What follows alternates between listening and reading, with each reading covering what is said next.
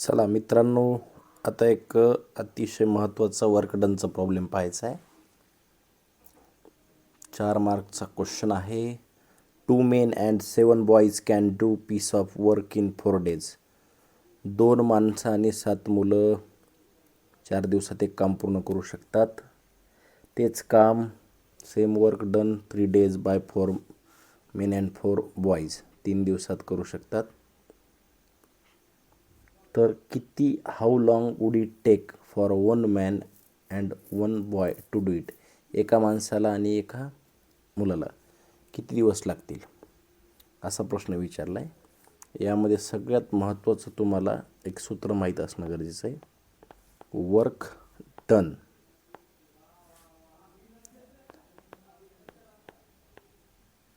In 1 day 1/, number of day. या सूत्राचा आपल्याला उपयोग करायचा, लक्षात ठेवा. ओके, तर आता त्यासाठी हे लक्षात ठेवा, फक्त प्रॉब्लेममध्ये लिहिलं नाही तरी चालेल. तर let the time taken to finish the work by 1 man and 1 boy be X days and Y days. म्हणजे एका माणसाला X दिवस लागतील आणि एका मुलाला Y दिवस. तर मग या सूत्रानुसार आपण त्यांचं काम करूया. Work done by 1 man in 1 day. एका दिवसात किती काम करेल तो 1/x हे त्याचं वर्क डन आहे. Similarly work done by 1 boy in 1 day 1/y. Okay, तर by first condition,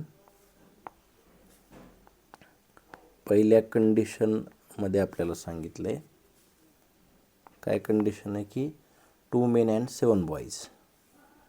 okay, 2 men and 7 boys can do a piece of work in 4 days. 4 दिवसामध्ये किती काम ते करतील. 2/x plus 7/y. सूत्रानुसार एका दिवसात 1/x एक व्यक्ती करतो, तो 2 व्यक्ती 2/x एवढं काम करतील आणि 7/y एवढं काम करतील. तर 4 दिवसामध्ये दोन्ही मिळून काम 1/4 होईल. ओके, हे झालं इक्वेशन नंबर 1. आता बाय सेकंड कंडिशन, सेकंड कंडिशनमध्ये त्याच पद्धतीनं आहे. डायरेक्टली इक्वेशन मी या ठिकाणी लिहितो आहे. तर सेकंड कंडिशन सांगितलं आहे की 3 दिवसात 4 माणसं आणि 4 मुलं तेच काम 3 दिवसात पूर्ण करतील. म्हणजे 4/x काम आणि 4/y काम मिळून 1/3 3 दिवसात एवढं काम ते पूर्ण करतील. हे इक्वेशन नंबर 2. आता दोन्ही इक्वेशनमध्ये 1/x तुम्ही सबस्टिट्यूट करू शकता. म्हणून तुम्हाला लिहिता येईल substitute 1/x is equal to m and 1/y is equal to n in equation 1 and 2. 1 and 2 1 आणि 2 मध्ये. ओके, आपल्याला इक्वेशन त्यानुसार मिळतील. 2m plus 7n is equal to 1/4 हे इक्वेशन 3 मिळेल. आणि 4m plus 4n is equal to 1/2 equation number 4. आता आपल्याला इक्वेशन 1ला 2ने मल्टिप्लाय करावं लागेल, 3ला मल्टिप्लाय इक्वेशन 3/2. 2ने मल्टिप्लाय केल्यावर 4m + 14n = 1/2. हे इक्वेशन त्या ठिकाणी आपल्याला मिळेल 5. आता 5 आणि 4चं सबट्रॅक्शन करावं लागेल आपल्याला. Subtract equation 4 from 5. मग त्यासाठी 4m + 14n = 1/2.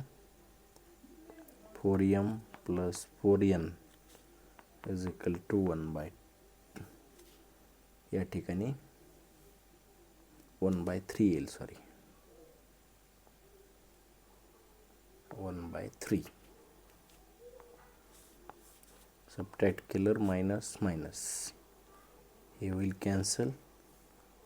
10n = त्याची जर आपण वजाबाकी केली 1/2 1/3 म्हणजे 2 3 6 1/6 म्हणजे n = 1/60. हे उत्तर आपल्याला मिळेल. Put n = 1/60 in equation 4. 4मध्ये जर ठेवलं तर 4m + 4n = 1/3. 4m + 4 × 1/60 = 1/3. 4 × 4 1/15. 4m = 1/3 - 1/15.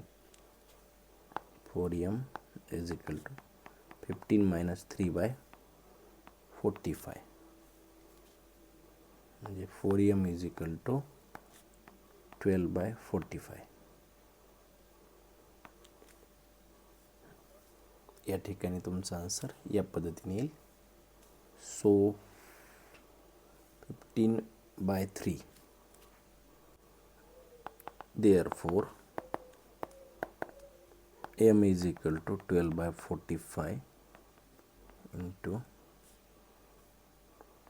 1/4.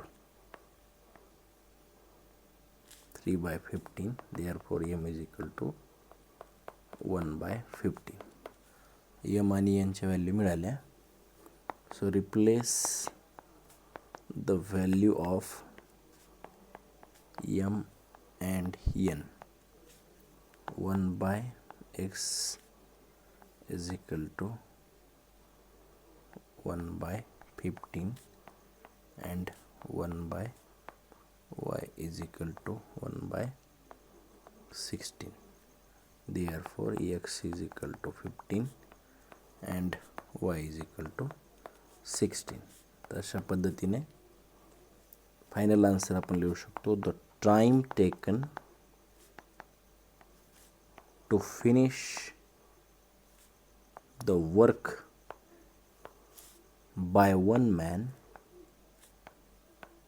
and one boy is 15 days and 16 days. तर 15 दिवस लागतील माणसांना, एका माणसाला, आणि एका मुलाला लागतील 60 दिवस. ओके. सो अशा पद्धतीनं टॅपचाही प्रॉब्लेम तुम्हाला आला. वर्क डन आलं की लक्षात ठेवायचं, work done in 1 day = 1/, number of day. या पद्धतीने प्रॉब्लेम तुम्ही लिनियर इक्वेशन इन ड्युरेबलच्या मदतीनं करू शकता. ओके. आय होप तुम्हाला समजलं असेल तर नक्की लाईक करा, शेअर करा आणि चॅनलला सबस्क्राईब करा. थँक्यू.